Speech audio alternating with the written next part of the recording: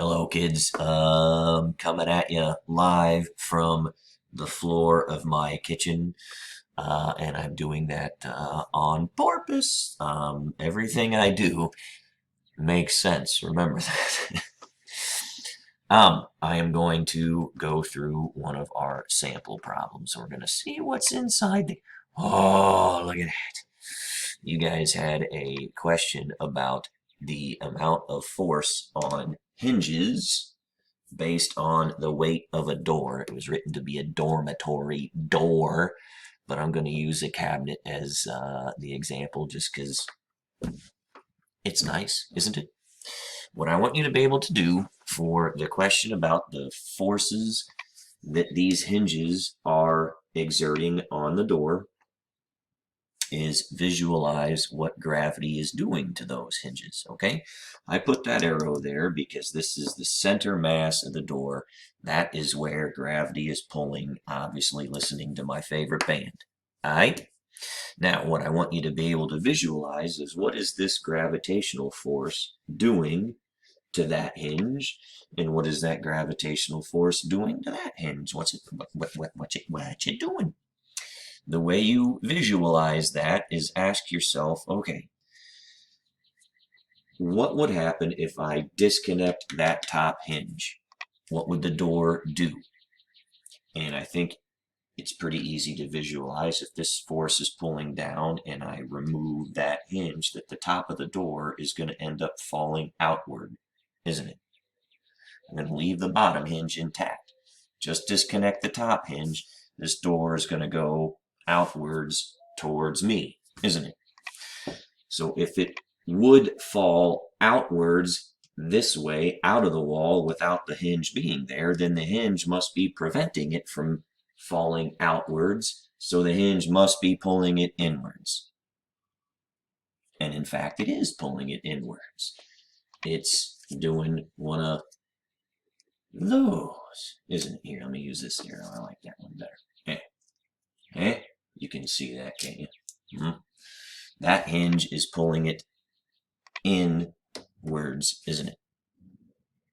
Now, what's it doing to the bottom hinge? What is this gravity arrow doing to the bottom hinge? Well, to visualize that, I'm going to leave the top hinge intact, and I'm going to disconnect this bottom hinge. If I disconnect that hinge right there, just unscrew it, then gravity is going to make this door rotate inward, leaving that hinge in place, and it would rotate and be pushed inward.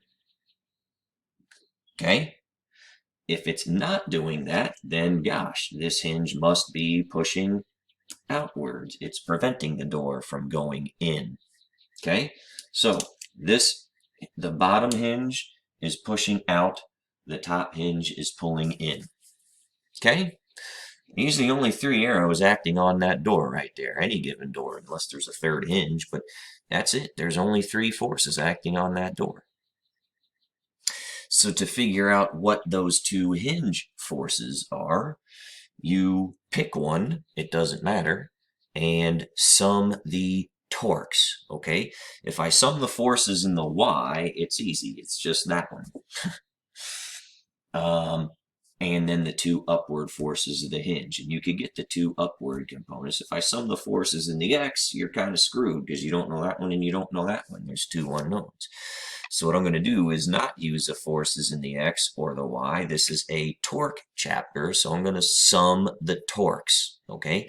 When you sum torques, you pick an axis of rotation or a pivot point, a place where this thing is going to start rotating. And again, the triangle is what represents the fulcrum, the rotational point, the axis at which we're going to start measuring from.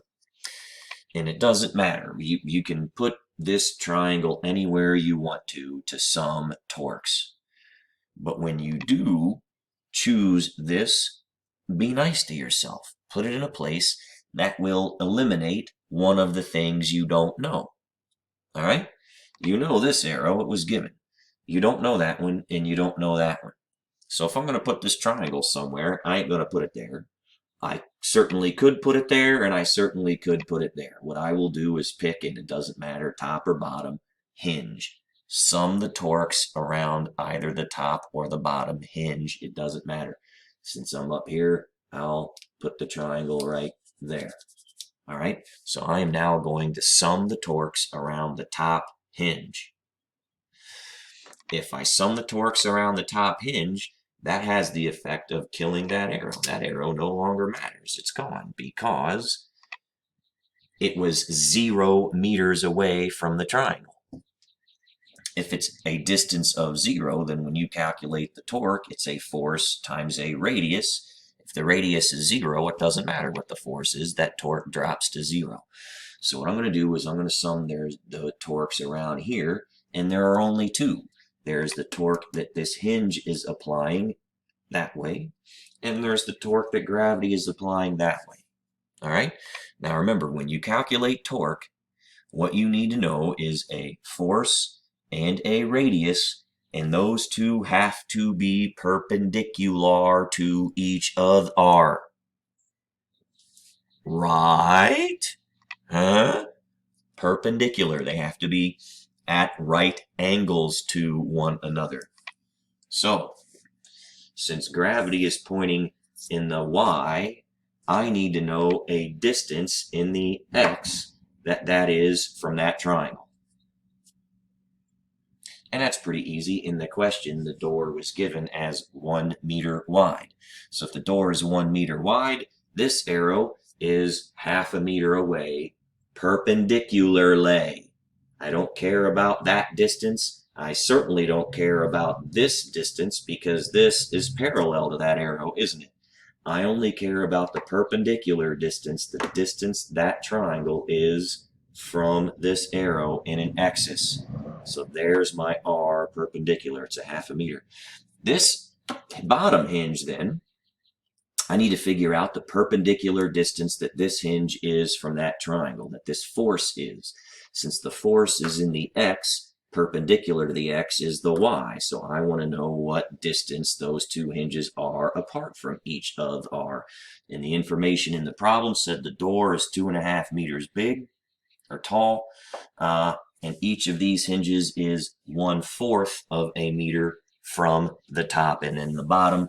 So that eliminates half of the 2.5 meters. So the distance from this top hinge to that bottom hinge, this distance is 2 meters. Okay, so what we're going to do is sum the torques around the top. All right, I put this here just so I can write on this. I'm sorry, I blocked my center mass one. But what I'm going to do is sum the torques around the top.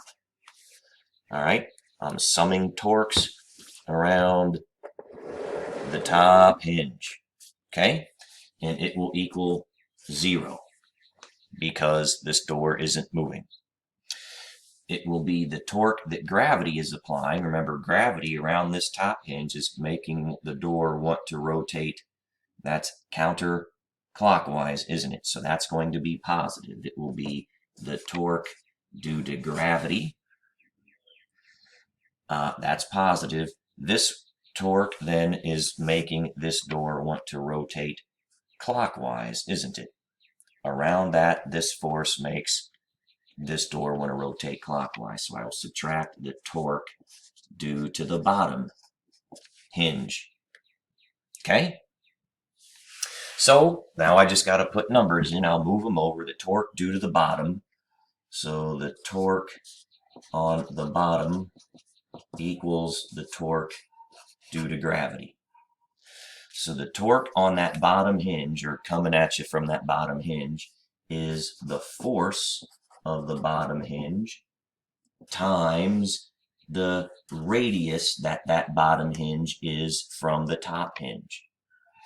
It's going to equal the force of gravity times the radius that the gravity is here. I should put that there in the radius of the bottom. The force of the bottom times the radius of the bottom. Force of gravity times the radius of gravity. All right? Cool? All right, so now all I got to do is put those numbers in, or what? The only thing you don't know is the force on the bottom hinge. I'm just going to divide that over. And that force on the bottom then is the force of gravity of the door, which is 250 newtons, times the radius that gravity is, which again, that center gravity arrow is a half a meter away from that triangle in a perpendicular distance. So it's times 0.5 meters. Okay, so there's the force of gravity times the radius of gravity. Then I'm just going to divide by the distance that bottom hinge is from the triangle, which from that triangle to the bottom hinge is 2 meters. Okay? And this is a Newton times a meter divided by a meter. That dies, and so it literally is that simple, 250. It's basically divided by 2 and divided by 2. So it's 62.5 newtons is the force that bottom hinge is pushing outward with on the door. Now, you would have gotten this exact same number had you put the triangle down here. Whoops. If you put the triangle down there and talked about this pulling it inwards, it wouldn't have mattered. It's the same force, same answer. Sorry, I was trying to be nice to the cabinet and not get marker on it. You would have gotten that same 62.5 if you would have eliminated the bottom arrow and added the top arrow. So it's the same force whether it's top or bottom, okay?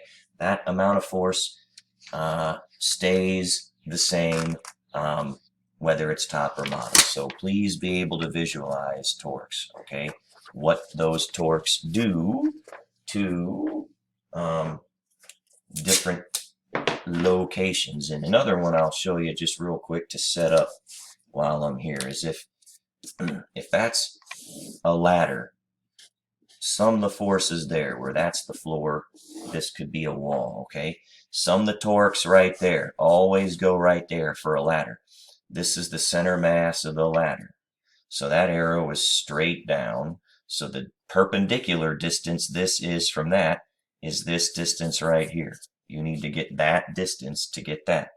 Then if there's somebody on the ladder, right, I think there was somebody right there, I don't know, that is the same. You need this distance from that person.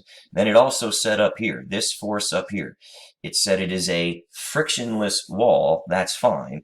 But even if it's frictionless, that doesn't mean it is not, or that doesn't mean it is normalless. So there's still a normal force. The force that wall is pushing is outward. So there's the Fn that the wall is exerting. So don't forget there's an outward arrow that way, 2 downward arrows this way.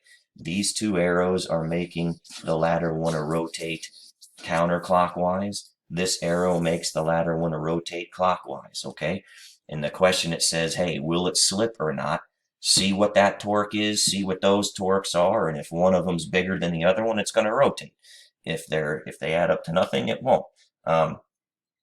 Again, but you got to be able to visualize what that wall is doing. Just because it's not doesn't have friction doesn't mean there's still a normal, okay? And there's a normal force there, and this ladder is obviously friction is pushing it inward, preventing it from sliding outward.